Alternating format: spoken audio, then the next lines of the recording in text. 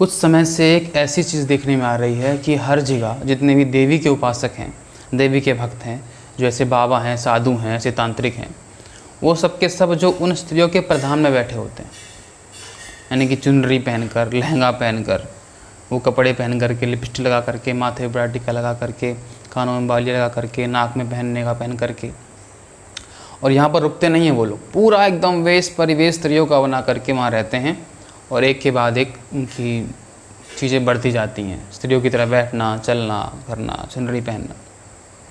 यही लोग जब बाहर दिखते हैं तो इससे अन्य प्रकार दिखते हैं, पर ये जब कुछ कुछ स्थानों पर, अपने मंदिरों में, अपने कार्यक्रमों में ये तंत्र करते दिखते हैं, अपने झूठे मूठे तंत्र कलाएँ, इसमें ये औरतों की तरह कपड़े पहन लेते हैं जिससे कि ये इन्हें लोग देवी मान ले। तो ऐसा तो कोई प्रकार नहीं है कि आपको अगर देवी के उपासक है तो देवी की तरह वस्त्र पहनने पड़ेंगे या पहनने चाहिए।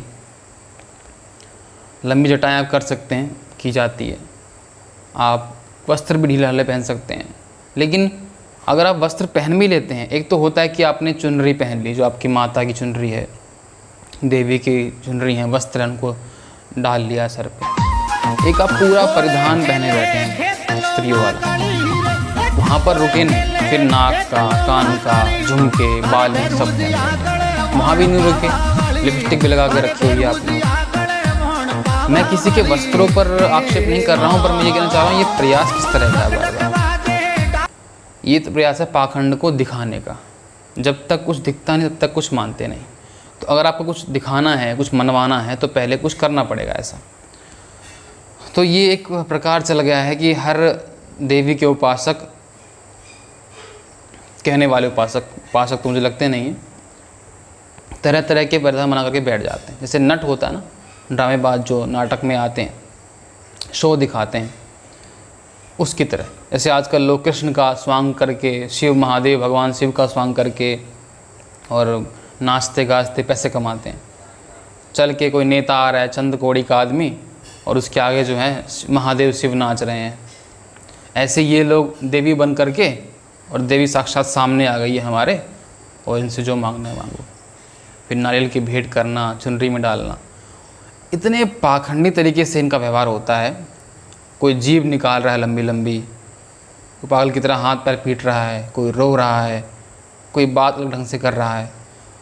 बस आप किसी भी प्रकार से अपने आप को कुछ अलग दिखा दो, कुछ पागल सा, कुछ नया, जिससे कुछ मिल गया हो। बस इतना देखने के बाद जो भारतीय जनता है, भारतीय लोग हैं, वो इस तरह सम्मोहित होते हैं कि सब कुछ जानने वाले महाराज हैं। तो इसीलिए कुछ अलग कर लेने पर कोई बस अपनी अलग पहचान ढूंढता है हर व्यक्ति।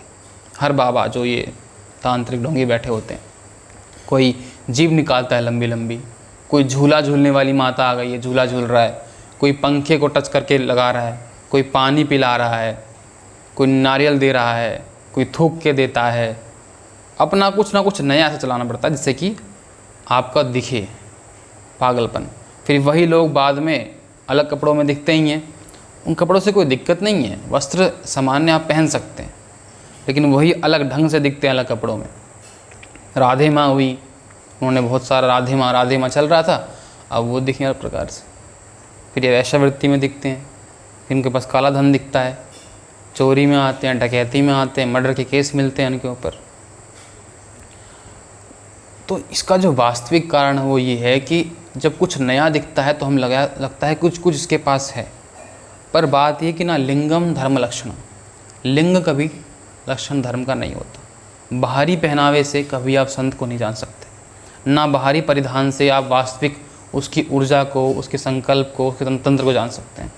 जो तंत्र है, संकल्प है, ऊर्जा है, ध्यान साधना है, उसका पक्ष व्यवहार से आता है। और ये भी निश्चित है कि जो कुछ पाया होता है वो इतने अधिक पाखंड में नहीं घुसता है। 5-5 घंटे श्रृंगार में नहीं लगाता है अपने को कि 5 घंटे लिपस्टिक लगा रहे हैं, कान के पहन रहे हैं, नाक के पहन रहे हैं, ये कर रहे हैं, वो कर रहे हैं। कुछ वीडियो हैं इंटरनेट पे जो आप देख सकते हैं इन वीडियो को। वही बाबा जो मंदिर में बैठे हुए हैं माता के वेश में, वही बार टी-शर्ट पहने घूम रहे हैं। उतना ठीक है, टी-शर्ट पहनिए, पैंट पहनिए, कोई आपत्ति नहीं उसके अंदर। आप कार्गो टी-शर्ट पहनिए, अच्छे कपड़े जो पहने योग्य होते हैं उन्हें आप पहन सकते हैं।